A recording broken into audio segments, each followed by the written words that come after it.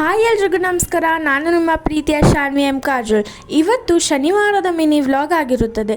ನಾನು ಬೇಗ ಎದ್ದು ಫ್ರೆಶ್ ಅಪ್ ಆಗಿ ನನ್ನ ಬ್ರೇಕ್ಫಾಸ್ಟ್ನ ತಿಂತಿದ್ದೀನಿ. ಇವತ್ತು ಶನಿವಾರ ಆಗಿರೋದ್ರಿಂದ ನಾನು ಆಂಜನೇಯ ಸ್ವಾಮಿ ಟೆಂಪಲ್ಗೆ ಹೋಗ್ಬಿಟ್ಟು ಕೈ ಮುಗಿದು ದರ್ಶನ ಮಾಡ್ಕೊಂಡು ಬಂದೆ. ಬರ್ತಾ ಪ್ರಸಾದ ಸಿಕ್ತು. ಪ್ರಸಾದ ಅಂದರೆ ಎಷ್ಟು ಚೆನ್ನಾಗಿರುತ್ತೆ ಅಂತ ನಿಮಗೆ ಗೊತ್ತು, ಅದೆಲ್ಲ ಹೇಳಬೇಕಾ? ಸಕ್ಕತ್ತಾಗಿತ್ತು. ಉಪ್ಪಿಟ್ಟು ಸಿಕ್ಕಿತ್ತು ನಮಗೆ, ತುಂಬ ಚೆನ್ನಾಗಿತ್ತು.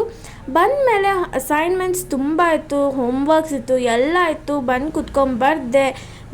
ಎಲ್ಲ ಬರೆದು ಮುಗಿಸೋ ಅಷ್ಟರಲ್ಲಿ 2:30 ಆಗೋಗಿತ್ತು. 2:30 ಅಂದರೆ ಲಂಚ್ ಟೈಮಿಗೆ ನಮ್ಮ ಅಮ್ಮ ಮುದ್ದೆ ಮತ್ತು ಸೊಪ್ಪು ಸಾರು ಮಾಡಿದರು. ಅದಂತೂ ಸಖತ್ತಾಗಿತ್ತು. ಈ ರೆಸಿಪಿ ಬೇಕಿದ್ರೆ ಹೇಳಿ, ನಮ್ಮ ಅಮ್ಮನ ಹತ್ರ ಹೇಳಿ ಯೂಟ್ಯೂಬಲ್ಲಿ ಫುಲ್ ವ್ಲಾಗ್ ಮಾಡಿ ಹಾಕಿಸ್ತೀನಿ. ಎಲ್ಲ ತಿಂದಾದ್ಮೇಲೆ ಡ್ಯಾನ್ಸ್ ಕ್ಲಾಸ್ ಟೈಮ್ ಆಯಿತು.